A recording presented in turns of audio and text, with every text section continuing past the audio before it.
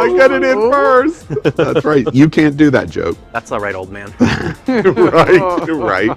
And Terry Dyer from SunServe is with us. We're excited. Hey, girl, hey. And David Hopkins with us, and Schaefer Zarette from Pride Lines. Yeah. Exciting. Like the herpes. Once you get me once, I never go away. I just pop. And we've got two great interviews. Ederick E. Johnson here. It's historic news on the Masons. Yep. And Richard Gray from the Bureau. It's going to be lots of fun.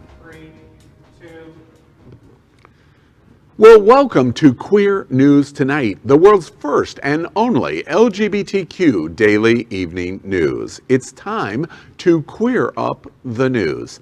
It's 8 p.m. Thursday, May 13th, and we are literally out of the closet and into the headlines. So many of your important stories we're going to tell this evening on Queer News Tonight. The world's first live daily queer evening news show. Out of the closet and into the headlines on Q News Tonight. Thank you for joining Queer News Tonight. This is the world's first and only unedited live LGBTQ news show. Whatever happens, you will see it. Queer News Tonight is supported by viewers like you. We are a part of the Happening Out Television Network Hotspots magazine and We Meg events. Hotspots is celebrating 35 years of the LGBTQ experience, and We Meg is bringing you Wilton Manor's Stonewall Pride and Street Festival on June 19. Merged, we bring you the best of LGBTQ news, entertainment, and support for LGBTQ+ community. Well, this evening we bring you the news of and a perspective representing the LGBTQ community from South Florida, America, and across our planet. I'm your anchor at Queer News Tonight, Al Ferguson, and let's welcome anchor Dr. Ty Hauser. He is an associate professor of English and Humanities at Broward College. Additionally, he teaches for extended periods of time at international colleges in China, India, Spain, and Bolivia.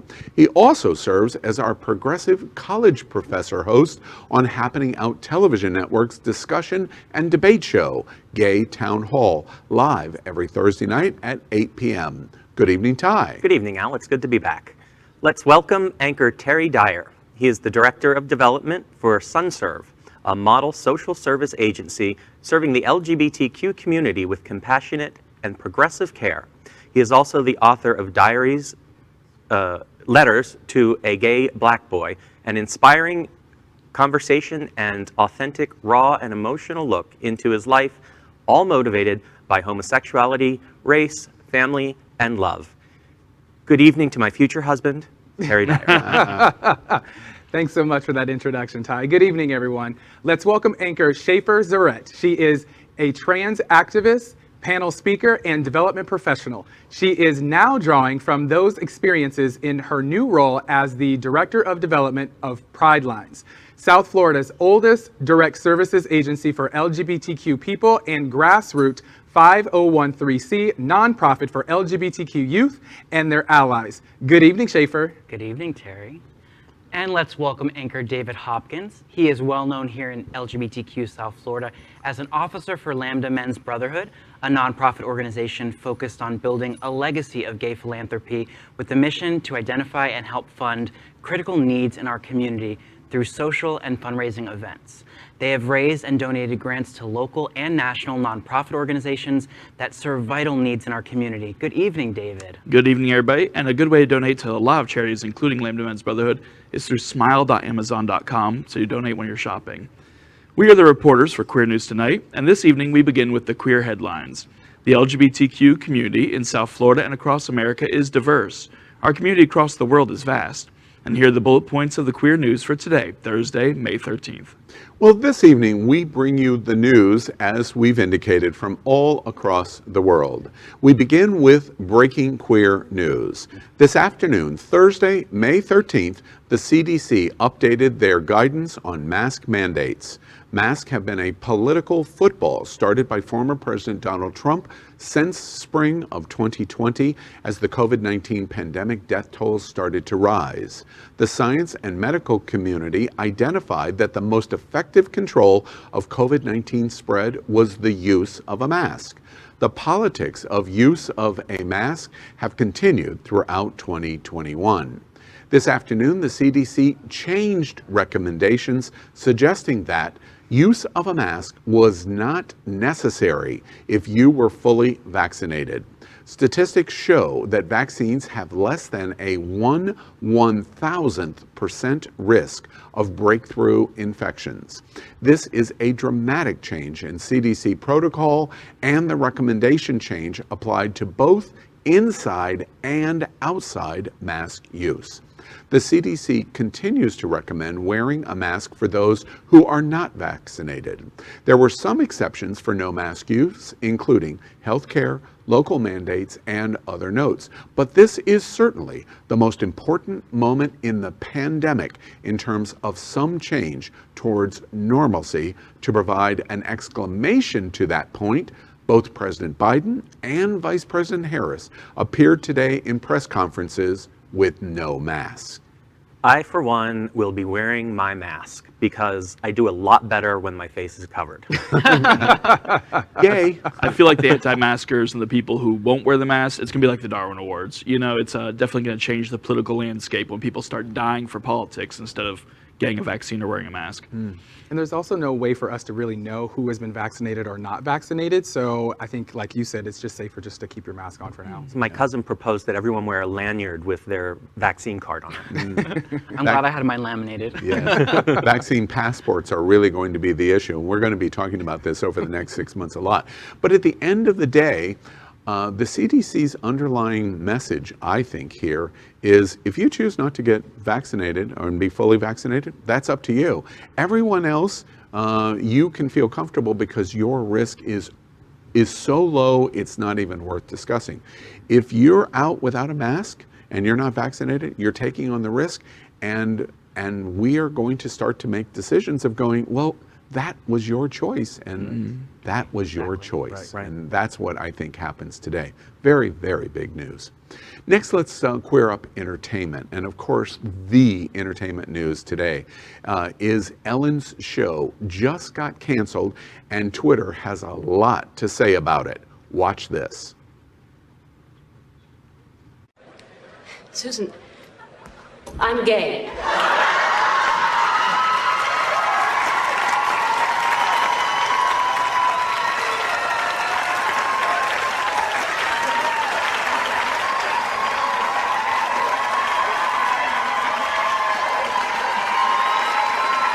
I'm Ellen, and I'm gay.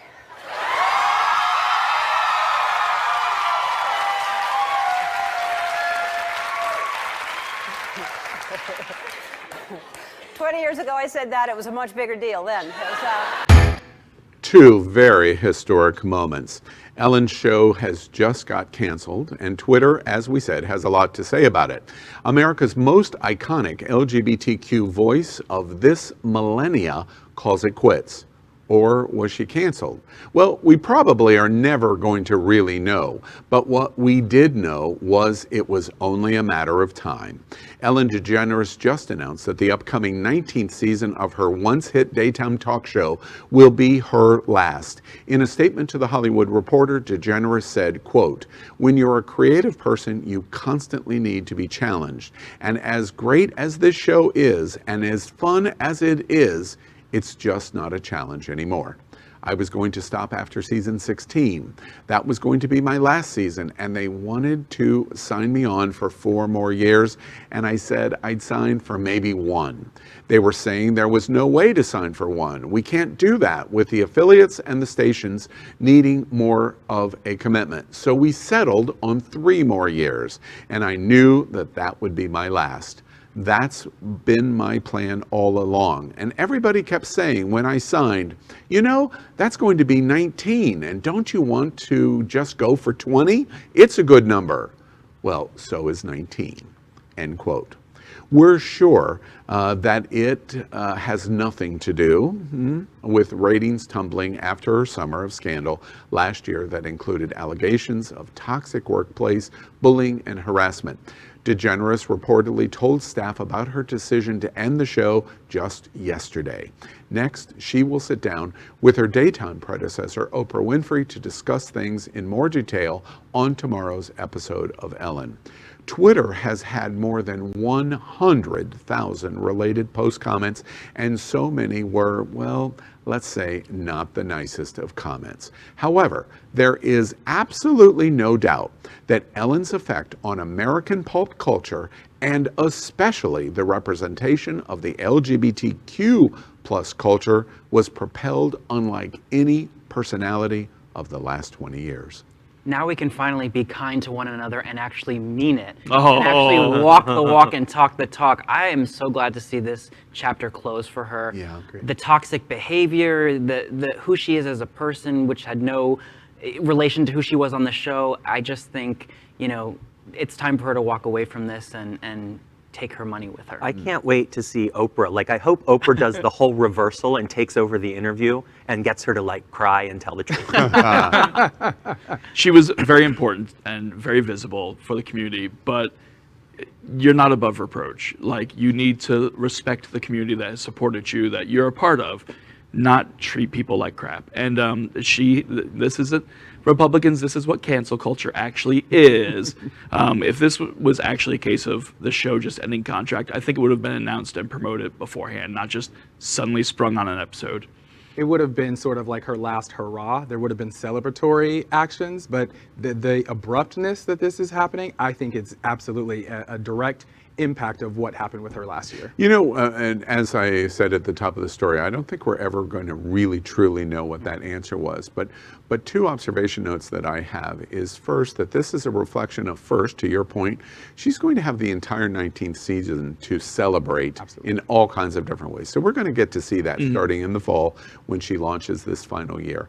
And second, I think, now this is a pure guess on my part, outside the fishbowl looking in, her expression of doing this so rawly and so abruptly is she's so tired of it, she is just beyond tired of it. Yes. That's where we're at. Probably.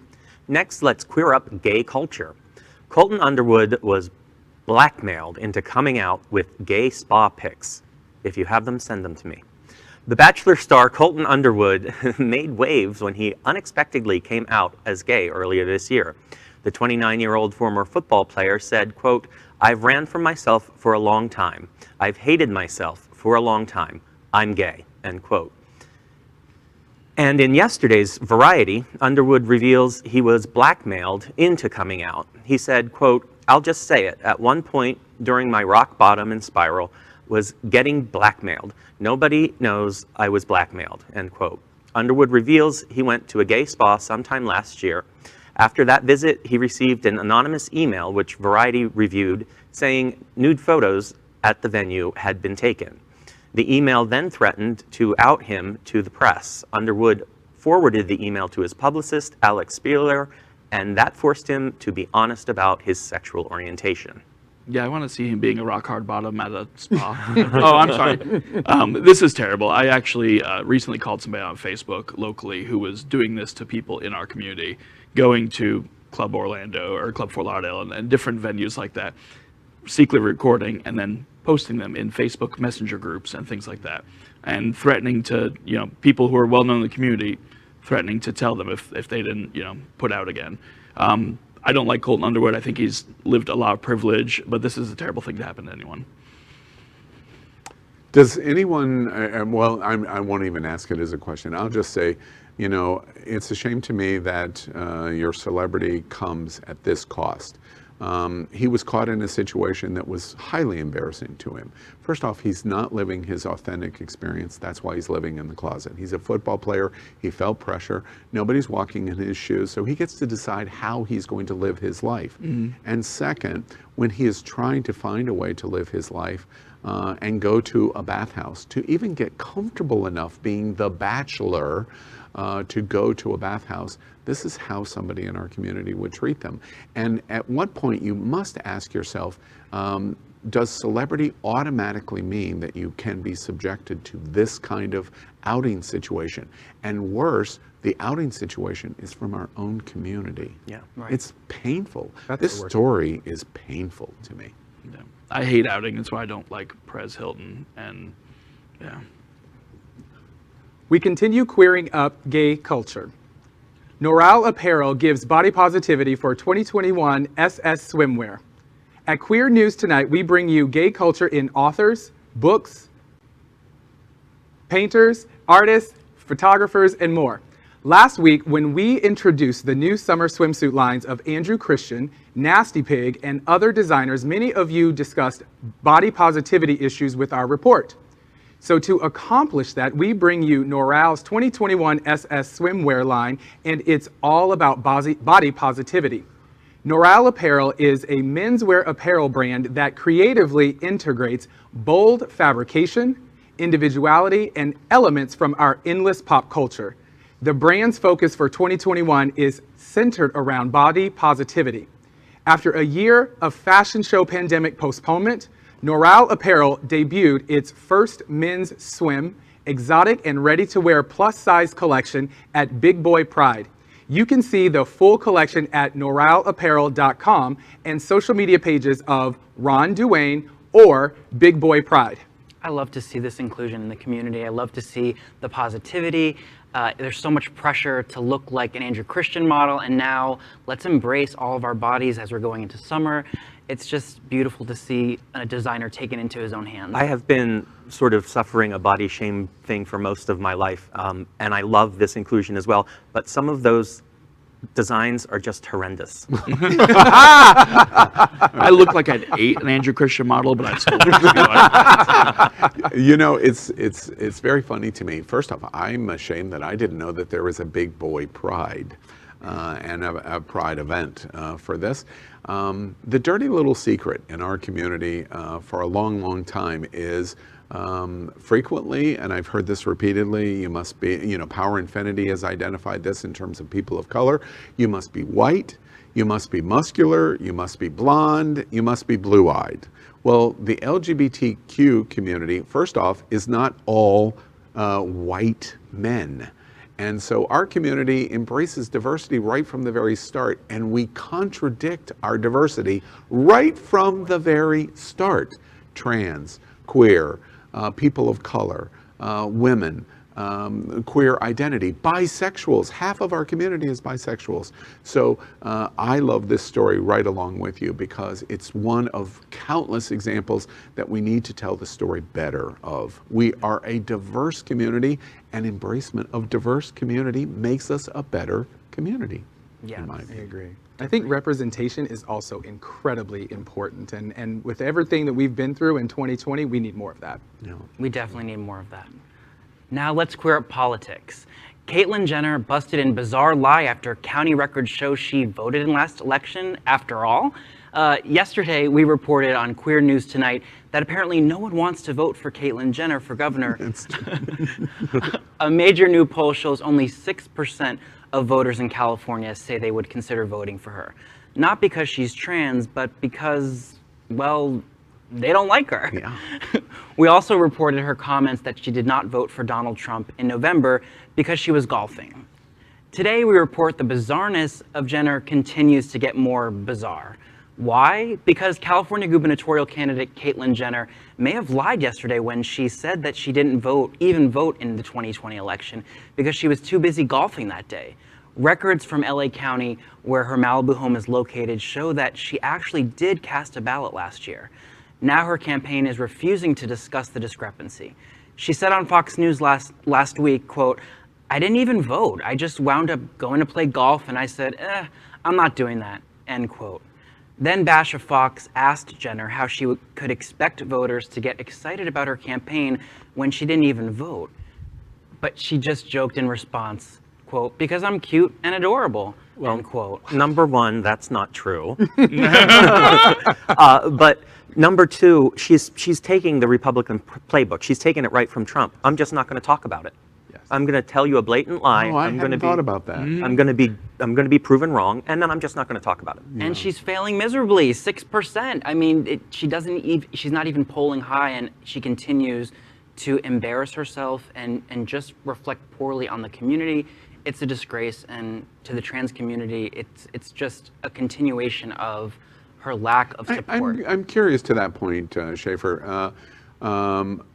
Caitlyn Jenner is one of the most visible personalities in the world in this community. What does the trans community think about Caitlyn Jenner? I'm not really even clear.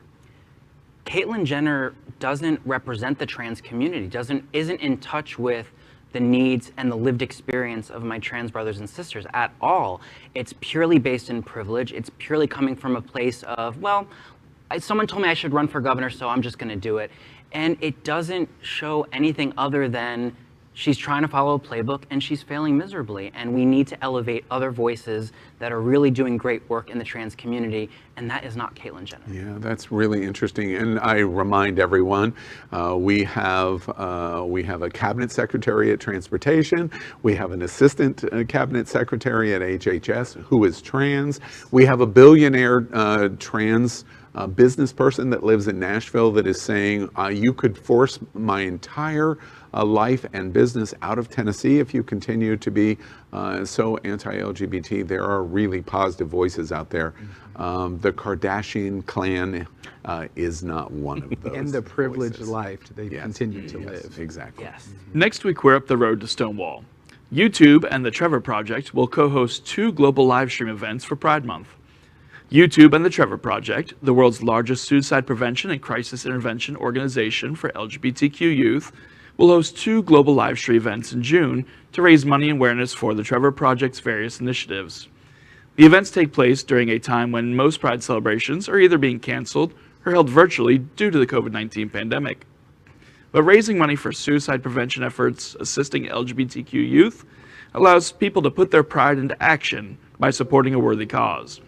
On Friday, June 25th, YouTube Originals will partner with JA Films to premiere a multi-hour live stream event featuring musical performances and acts from various performers, including but not limited to Trixie Mattel, Daniel Howell, Kim Chi, Monet Exchange, Peppermint, and Denali Fox.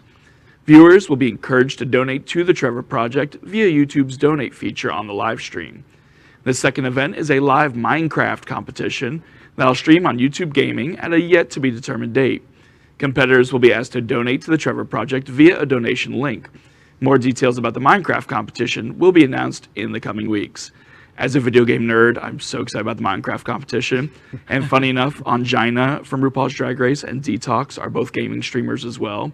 So I would love to see them involved in it. Yeah, that's excellent. The drag takeover continues. I love seeing it, and I love that it's supporting the Trevor Project. Our LGBTQ plus brothers and sisters, our young people, now more than ever with mental health and with issues of suicide and feeling bullied.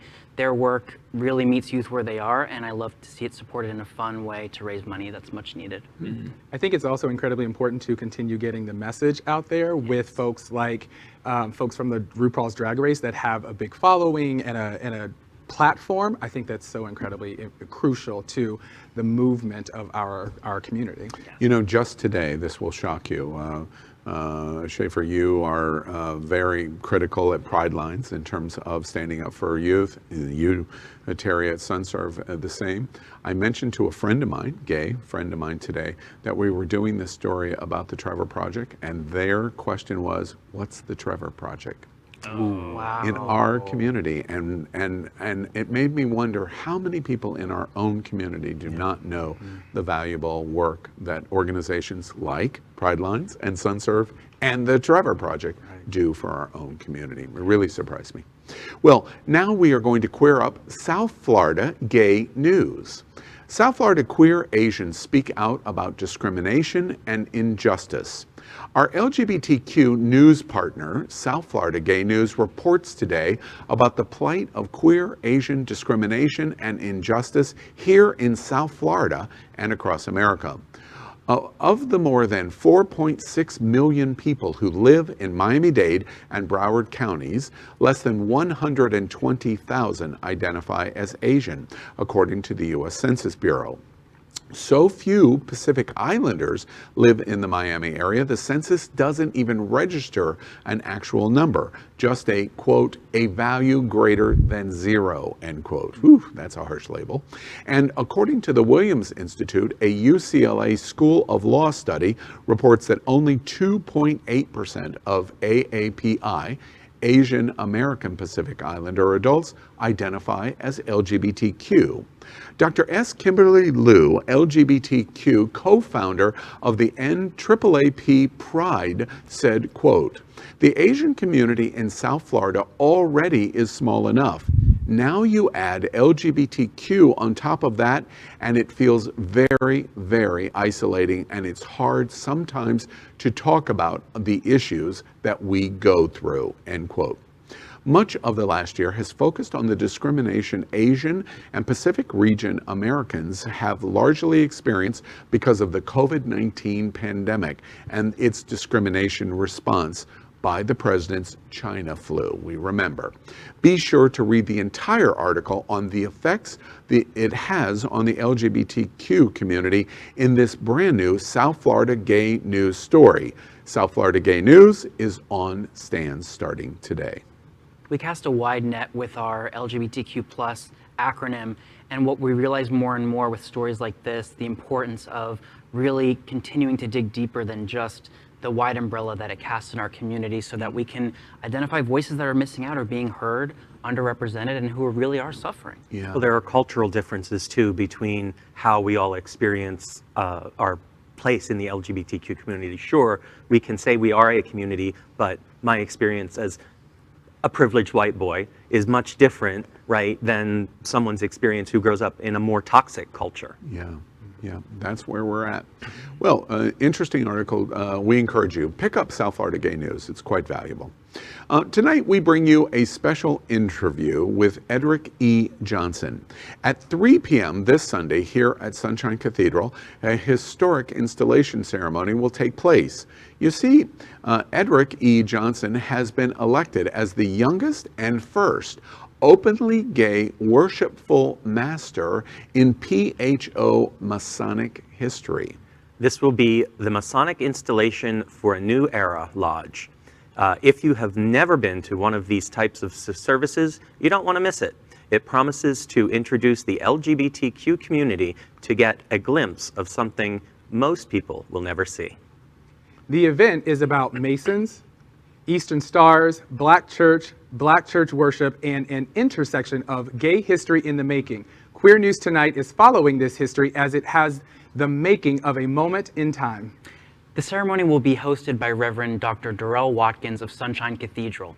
His husband and Sunshine Cathedral's Reverend Dr. Robert Griffin and his family has a long history with the Masonic Order. The intersection of this history will make this ceremony even more important, as many dignitaries will be on hand for this historic moment for the LGBTQ plus community. Well, we are proud to welcome Ederick E. Johnson to Queer News Tonight. Welcome, Ederick. Thank you for having me. You know, my father was a Mason and was a member of the Masonic Lodge in the town that I grew up in. I went to many Masonic events. I could not have imagined in my teenage years, which is the time that mostly I visited, that there would be any LGBTQ person in the room, much less leadership. How did this happen? And explain to everyone how significant this moment is. So what happened was, I've been a Mason for 10 years now, and I began my journey in Bradenton, Florida, and there are different stages. And on one of my stages, I'll never forget that a Masonic brother came to me one night and stated, if I knew you was a sissy, I would have never vouched for you to be a member of this lodge. How it came to be the Grand Master of the state of Florida of Prince Hall origin. Prince Hall is the oldest variation of Masonry for blacks, because even in today's culture, in today's times, Masonry is still segregated. The white Masons do not acknowledge black Masons as brothers in the state of Florida. We call them mainstream Masons. So the African American version of Masonry is Prince Hall. And the Grand Master of PHO approached me and stated, I would like you to start a lodge. And at that time, he appointed me as worshipful master. Started the lodge with 2 individuals, and now we have grown to now 14 members within the span of months, a couple of months. And finally, I was elected by the craft to serve as worshipful master. You know, I want to ask, I want to put delicately in terms of asking this, because with my father being a Mason, and all of the times that I went to a Masonic Lodge in my hometown, I never saw a person of color, ever, not even one time. And you put the explanation there, which I did not know. It was never explained to me. Wait, we're segregated, even though it's the time. And for New Era, and I was grateful to come up with the name New Era. I spent time with the Lord, and the Lord showed me in my time of meditation why he gave me the name New Era. It's just like when Moses gave the baton to Joshua. It was time for a new era in leadership. And not only our lodge is so different amongst any other Prince Hall lodge. You know, a lot of people think because I'm openly gay that, oh, that's a gay lodge. No, I have straight members. But the thing of the matter is, as you stated, you never saw a black in your lodge. Many times in Prince Hall, you would never see a white in our lodge. But I'm happy to say that I not only have white members, I have Hispanic members. Because when I look at Mason, we're trying to do something different without compromising the message of our tradition. You know, a lot of people listening to this broadcast may not understand Mason history. Mason history was the very beginning foundation of the United States. Yes. Almost every president, all of the revolutionary voices that created America were Masons, secret societies in various different kinds of branches. So that's one interesting thing in terms of people of color. But the other thing that people do not realize is that Masonry has deep religious roots. And that is also something that can be rejectionary in the LGBTQ community, because the broad church community in America has created so many harmful situations for our community, the LGBTQ community. We're broadcasting here in the Sunshine Cathedral as a religious institution. Tell us about that. That's also something that is unique in terms of religion and the embracement of a person of color and religion. Tell us a little about that. So when it comes to Masonry and religion, a lot of people think that, oh, they're devil worshipers. Well, no, we're not. We're far from, oh, y'all the new Illuminati. Well, honey, if we were part of the Illuminati, somebody please get me a check. Because Sally Mae Exactly. says a different story. I want access to the Louvre privately. So I need I'm part of access. the Illuminati. So I'm a minister. Right. And before we came to Sunshine Cathedral for us to host our installation, I inquired many churches in South Florida and was rejected. African American churches, simply because of who I am. And when it comes to religion, it goes back to the point why I left the church. You know, I was called by God and to preach, to tell people about the goodness of, you know, I'm not trying to offend anybody, but about that black man. Oh, no, wait, this is Court News Tonight. Okay. We tried to offend people. Okay. So, you know, I tell people about, you know, my black savior by the name of Jesus John Tavius Christ. Yes, I call him John Tavius because that's the blackest name you can give a person. And I left the church because of homophobia. Because of, you know, they use a Bible to oppress, you know, power, control, and money. Control and power, you know. But I said I would take the stand on that. I'll be the better person, because at the end of the day, I have to remember who called me, and just because they don't accept me doesn't mean that my calling is not validated. Just because they won't allow me to be in their pulpit does not mean that God didn't position me to serve in a position. Just because they didn't affirm what I believe in doesn't mean that God didn't give me a word for thy people, because in that case, you know, I took a lodge that was 2 people and started, and now we have 14, and it's a place of refuge. it's a place of refuge, and each one of my members have a different story, and they have something to share. And you know, we're deep rooted in community involvement, because actually on the Saturday, we're kicking off the installation weekend where we're giving back to the community. We'll be in Miami Gardens, where we adopted a street, where our Eastern Stars, the Sisters of Masonry, adopted a street, and we'll be there cleaning up. And then we'll not only stop there, but we'll go on, and one of the mandates of Masonry is to take care of Master Masons' widows, daughters, orphans. And that's what we'll be doing that afternoon. We'll be giving back to our community to serve the least of them. It's a fascinating story. I love that we're doing this. I love that you've sat down here at Queer News Tonight, because many of our stories tonight is similar. We're exploring Asian issues. We're exploring trans issues with Caitlyn Jenner. This is just another of the many issues showing the broad diversity of our LGBTQ community and why we should embrace that. And if I can just say this, a lot of people, you know, this story has been covered in Miami Times, the West Side Gazette, my home newspaper, and other media outlets. Hotspots actually did a story on it, and we'll be covering the installation in its entirety. When I posted on Facebook, and then when they saw the highlight of the story, you know, where it said, you know, Ederick E. Johnson, the youngest man to be elected as worshipful master, as well as the first openly gay. They didn't have a problem with the youngest. They had a problem with the openly gay, because they said, well, what does sexuality have to do with you being worshipful master? Well, let me stop by to tell you that Masonry has a history of being homophobic. 3 of my members who came back to Masonry, because once they came out that they were gay, they were shunned away from the brotherhood.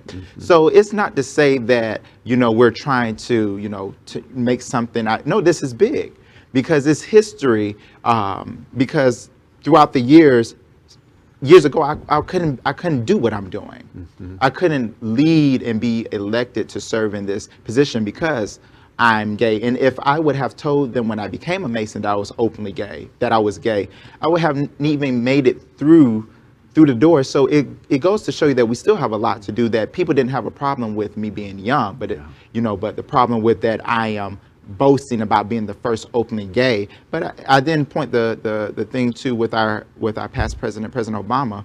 So why does he say that he's the first African American to become president? Why we're so proud of that? Because of the struggle that African American thought that we would never see a black person in office. And my people, my LGBTQIA people, can honestly say we would never thought we would have seen a black openly gay minister from Bradenton, Florida. Oh, I'm from Sarasota. Oh, homeboy. Would be worshipful master. Yeah. This queen. Yeah. It's very interesting that you just said that. The Mason Lodge, the largest Mason Lodge in Sarasota and Manatee County, probably within 10 miles of you, you likely would not have been invited in. No. And once they found out, and that would have been because of your color. And then once they found out your sexuality, oh, for sure, you're not. Now, don't get me wrong. Blacks can join mainstream Masonry. Yes. No. I understand. I want to let, because people we can't. It's just so happened. Just like we have a saying that says the most segregated hour is Sunday morning at 11 o'clock. That's exactly because right. blacks go their way and whites go their way, Hispanics go their way. Exactly Same thing with Masonry. Ederick, I was giving you a sound clue, however, that my father served in the Masons with original founder Benjamin Franklin. And so years ago when I went to the Masons, those are the people that were in the lodge. It's fascinating, this story, in terms of the diversity for our community. We tell you, if you can't come, we encourage you to come. Sunshine Cathedral this Sunday at 3 o'clock. There's going to be so many dignitaries in the room, because this is really a monumental moment that hasn't been seen before, and Happening Out Television Network is going to broadcast it live. And so we're going to show it. If you can't get here, you'll be able to see it at YouTube, Facebook, etc. Ederick E. Johnson, congratulations to you. We hear you in terms of the celebration of the struggle. The words that came out of your mouth are absolutely true. But we remind you, and all of the related stories that we tell like this, symbols matter. And this is a symbol that somebody can pick up and say, I can be this. They're going to see you and say, oh wait, I never even considered this was possible. And that's what's important to our LGBTQ plus community. So we are thrilled that you're here tonight at Queer News Tonight to do this, and congratulations to you for this milestone. It is absolutely awesome for the LGBTQ plus community. Thank you very much. Well, those are our queer headlines for today. So let's catch up on the LGBTQ news surrounding COVID-19 with our special segment called Quarantine Quickies. Queer News Tonight has been LGBTQ America's most important news source on the pandemic. And as we have reported on coronavirus on every news broadcast since January 6, 2020. Tonight, we report the devastating effect coronavirus has had on the American and worldwide LGBTQ community in total cases and deaths. But we also provide hope of a new light at the end of this long tunnel. As of tonight, more than 2,351,000 LGBTQ Americans have contracted COVID-19. We have watched the greatest single-year LGBTQ health crisis of our lifetimes. More than 41,000 LGBTQ Americans have died from coronavirus. But the news is improving because as of today, more than 264 million vaccination doses have been administered in the U.S. That is our COVID-19 news for tonight. Next, we report that Happening Out Television Network is passionate about our support for the LGBTQ community. An example is Sunshine Cathedral, the world's largest queer church here in Fort Lauderdale. We're broadcasting from our permanent set here at Sunshine in supporting that partnership. The network broadcasts the largest LGBTQ religious broadcast in the world, with more than 30,000 watching every Sunday at 10:30 a.m. Eastern, and it's totally live.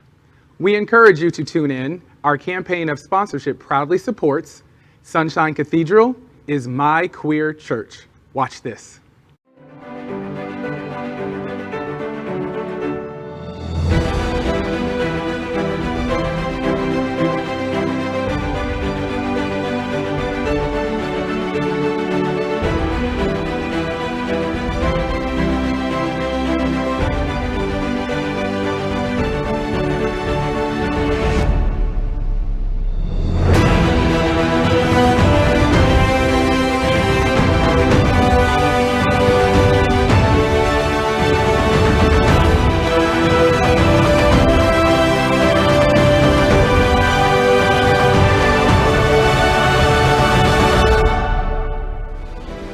Hi, I'm Victor Diaz-Herman, Chief Executive Officer of Pridelines, and Sunshine Cathedral is my queer church.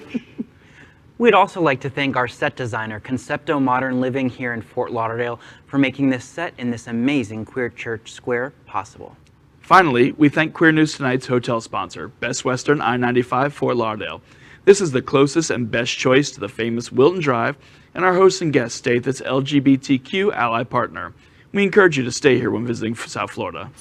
Well, Queer News Tonight is proud to host our Thursday night business professional segment we are calling NetWERQ with a Q, where we will highlight and network live with LGBTQ business leaders, individuals, and organizations. Tonight's segment features Richard Gray, Senior Vice President of Diversity, Equity, and Inclusion at Visit South Florida. Born in London, England, he moved to New York as an investment banker and then made Fort Lauderdale his home when he created the acclaimed Royal Palms Resort. In 1995, he developed Greater Fort Lauderdale's highly successful LGBTQ+ marketing initiative. Visit Lauderdale became the first convention and visitors bureau with a dedicated LGBTQ+ department with the focus to grow LGBTQ+ tourism and awareness.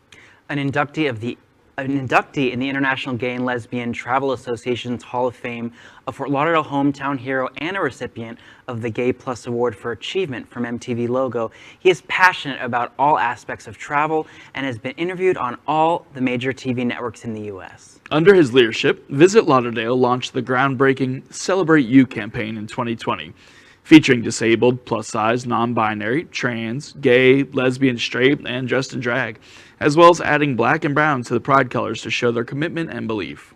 Richard was most recently recognized as America's Out Top 100, a career pinnacle moment for him and our entire South Florida LGBTQ plus community here in Broward County, Fort Lauderdale.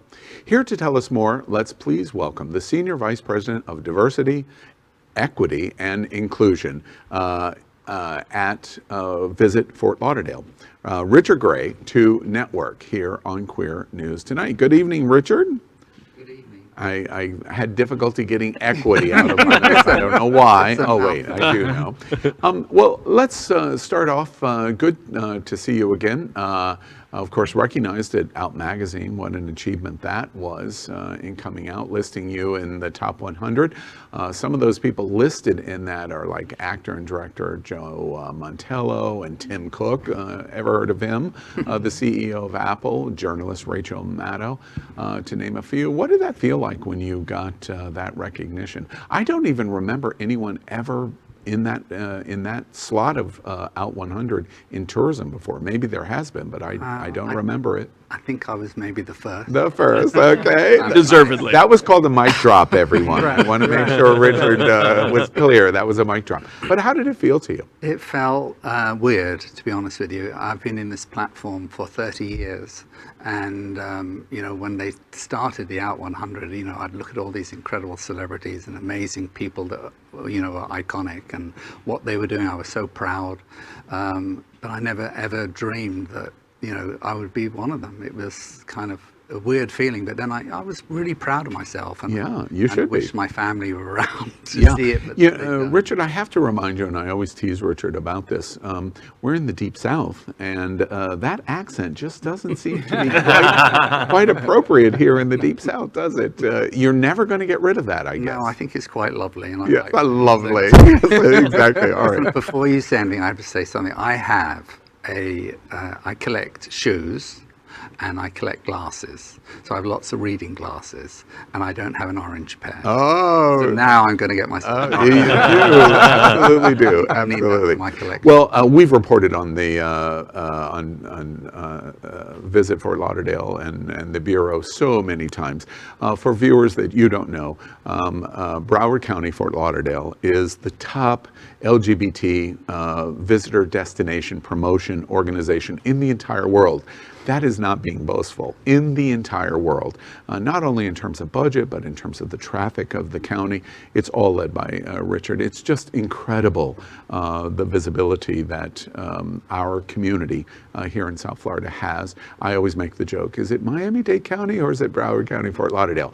Because Richard's sitting here and not Dan Rios. Fort Lauderdale and Broward County tonight. And Dan is a lovely chap. And he is. He's a lovely chap too. We all get on together. Yes, absolutely. We're all one together big community. because we are sure. one big community. And we've reported the Bureau has won so many awards since Richard's involvement in promoting diversity and inclusion and positive imaging of the diversity of our community to the entire nation and to the world. This new campaign about Celebrate You, tell us a little bit about what you're pursuing there and why you made those choices. Celebrate You, I felt it was really under Trump, and we're such a strong destination within the LGBT plus community, and I wanted to create a campaign that included everybody, because this is such a warm, welcoming destination for all travelers. And when I launched our original campaign in 1996, we didn't have the courage or the confidence to use the word gay, so we used rainbow. But after 5 years, there was gold, if you like, at the end of the rainbow. And so we had the confidence to say GLBT, then we said LGBT, then we said LGBTQ, then we said LGBTQ plus, then we shrunk it to LGBT plus, just to be a little bit more concise. But I, obviously, as you know, was very involved in the trans community and our position in trans, and we became the first destination in the world to market trans, not only within the LGBT, but also mainstream. Richard, I have to pause you and provide a highlighter to that statement. Yeah. There is no exaggeration. There's no business exaggeration.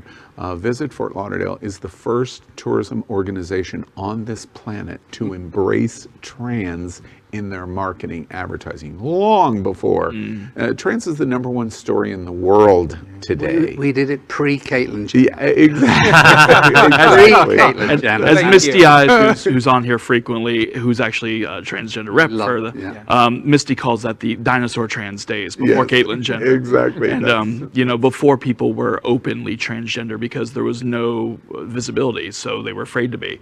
And they were supporting it even back then, which is amazing. To me, it's an illustration of the diversity embracement of the tourism of this county. This county is majority minority, and it's an embracement of saying we welcome everyone and we don't discriminate, and we embrace, and that's really been your philosophy, right? Well, I think now, you know, trans, I feel, is up and rolling, okay? It's gaining momentum, people are talking about it, and I'm happy. And I'm happy that I was a spoke in the wheel from a destination level to start that process. And I'm still going along with the ride, but I also want to look at non-binary. I think non-binary is really important. Nobody's looking at non-binary. Excellent. And disabled. I think disabled, whether you're LGBT plus or whether you're straight. I mean, disabled people travel, and we all look at wonderful magazines. You know, people love to travel. And whether they can afford to travel or not, people look at a magazine and they see beautiful, gorgeous pictures of Tahiti, and they think, gosh, I want to be there. But disabled people travel too. And you never see a shot of somebody who's disabled. So we used this incredible, he's a straight guy in our campaign. He's from Peru and he's disabled. And Diego is just gorgeous. I said to him, we did the shoot, and I said, I have to kiss you. Of course you did, Rich. And I did. And we included that shot it was one of our shots that we included in the campaign, because I just felt so good about it, and I knew that we were doing the right thing working with this. I would be remiss if I didn't say when Richard started these campaigns for Visit Lauderdale in the 90s, that is code word for I've been here since the dinosaurs walked the earth, by the way. You picked it up, did you? Go ahead. Real quick, speaking of disabled, I don't know if Visit Lauderdale was involved, but Fort Lauderdale Beach actually has rubberized strips that go out onto the beach so people with mobility issues and wheelchairs can get out onto the sand to enjoy their vacation. This is the only town I've ever seen that in, and it's amazing. I have family and friends with mobility issues, and it's one of the reasons they come here, is because they can come here and have a good time and relax on the beach, even with their wheelchair, and that's astounding to me.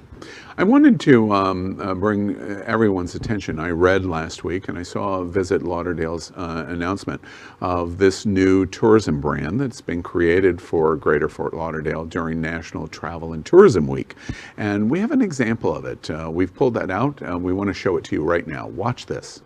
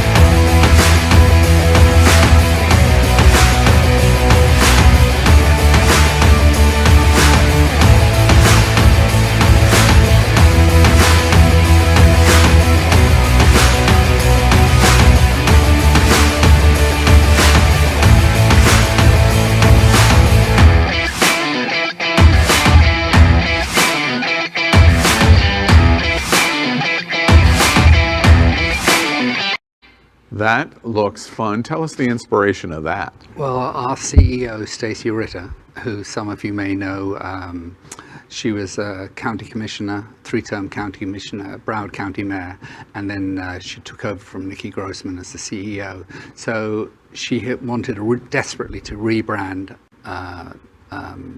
us. Our campaign at that time was Hello Sunny, and we felt that we were really a bit tired of Hello Sunny. So all hands out to Stacey. She is a great boss who understands diversity and equality, and she understands the LGBT community, and she's behind all of us. But she knows that inclusion works and equality. We have to have equality. Yeah. And so I think she drove this, everyone under the sun, because we're a destination that welcomes everyone. Yes, that's I mean, right. everyone. That's right. Let's come back to you being recognized as a member of this very exclusive group of the Out 100. You dropped the mic, and it's a funny joke of dropping the mic that you're the first tourism person ever identified in the Out 100. How does it feel to be a trailblazer in that you move into Out 100 and there was 50 destination organizations around the country said, oh, we're going to duplicate Richard. And now you're going to develop all of this competition that says, oh, that inclusivity and diversity is what we need in our community. How did you feel about I'm that? flattered, but it gives me drive and impetus to do more and push the envelope more. And help listeners understand the importance of tourism. Lots of the LGBTQ community sitting on Wilton Drive tonight at whatever restaurant, store, bar, whatever, or anywhere in Broward County, Fort Lauderdale, there at the beach, whatever it would be. Help them understand how important tourism is to the LGBTQ community here in Broward. Well, it's the biggest economic driver here in the county is tourism, and then the marine industry, and then the tech industry. Yeah. But since COVID, we went from basically 5% hotel occupancy in the county to currently 80% occupancy. So we've had an incredible turnaround here in Broward. So Broward is actually one of the top performing counties in the whole state of Florida.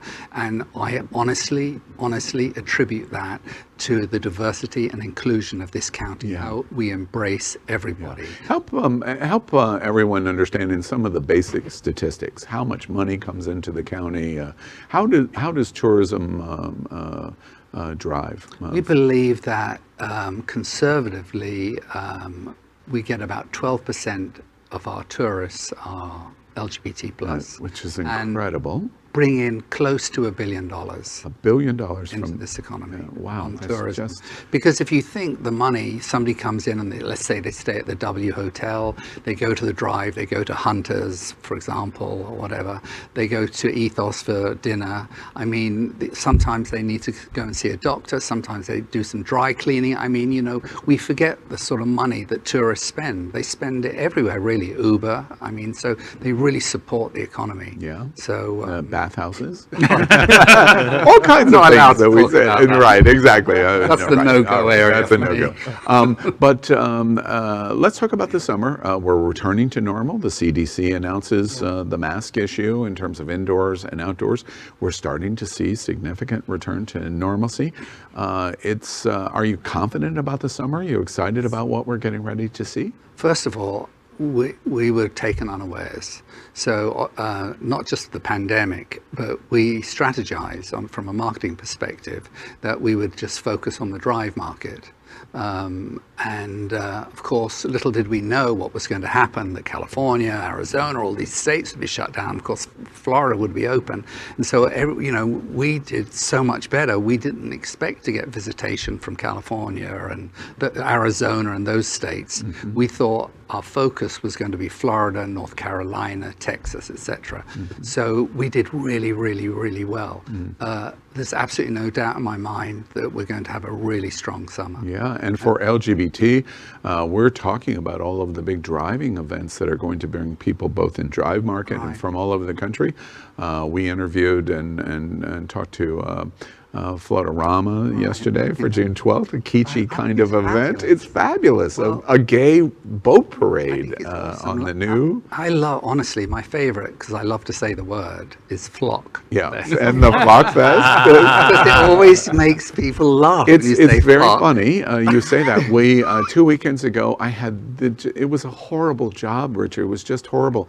We brought in all of these beautiful models from Johnson's, and we filmed and played on the word flock in every possible way you could do. Of saying, I wasn't invited. Yes, well, there was a reason, because I wasn't going to compete with an Out 100 recipient. That's why you weren't here.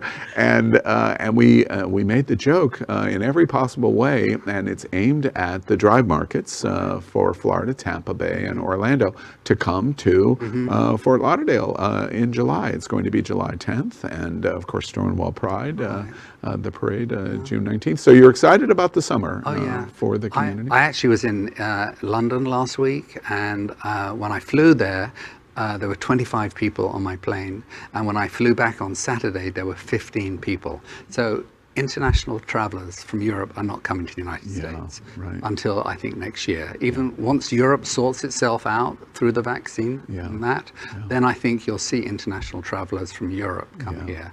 And even though I think many LGBT people are saying, you know, well, I think I want to go to Thailand or whatever, at the end of the day, they're not going to go. It's just too complicated, and it's much easier to be closer to home. Yeah. In all of the years that you've worked for Visit Lauderdale, and that's a long time. Isn't it interesting that likely a pandemic has caused a situation where the next 12 months for you and the Bureau and Broward County, Fort Lauderdale, could have just an all-time record-breaking year? That's what's ahead of you and ahead of all of us in terms of the LGBTQ community. Well, the hotels have, like in weekends, have been running 100% occupancy. You know, hotels like the W have been charging $1,000 a night. Wow. It's crazy. Yeah. We have a new hotel just opened, Kimpton, which I love. It's a chain. It's super gay-friendly, pet-friendly, and they just opened a beautiful 100-room boutique hotel on the beach. You know, we have a Four Seasons hotel opening. I mean, we have a plethora of incredible hotels. I mean, we're definitely going. Yeah, well, congratulations. Things are, the number one thing is we're starting to see signs of normalcy. Yes. That's the number one thing that we're all talking about and we all want to experience. To all of our viewers and listeners, our readers at Hotspots Magazine, if you're participating with WeMeg for the Stonewall Pride Parade on June 19th, tell your LGBT friends and family all over the world, come to Fort Lauderdale. Things are really starting to heat up and become great here. Richard Gray, Executive Vice President of Visit Lauderdale in new branding, Visit Lauderdale. Congratulations, especially on the Out 100, because your inclusion in that is a victory for every LGBTQ person here in South Florida, because it represents our entire community. So congratulations for you to that, and we wish you much success and an exciting summer and fall and a coming year for Visit Lauderdale and Fort Lauderdale, Broward County. Thank you for being with us here tonight. I think that I just want to say one thing is that I think it's very important for all of us to be visible, not invisible. I mean, so many of us are invisible, but if you're visible, you create awareness, and through that awareness, you will lead to a greater acceptance. And I think that's how we make change as a community, by being visible, using our work platforms, using our personal platforms, but to speak out and be true. Symbols matter. Be true to yourself. Symbols matter, and love is love. Yes, love. It doesn't matter who you are, love is love. Yeah, things are going great here in Fort Lauderdale and Broward County and at Visit Lauderdale. The one recommendation to the Out 100 recipient is maybe he can get in and throw in some yawls and some other kinds that works with paychecks. Exactly. Well, so Richard Gray, thank you for being with us tonight on NetWERQ. Thank you so much. Thank you. That is today's news for the LGBTQ community on the world's first and only daily LGBTQ evening news show. Is our community important to you?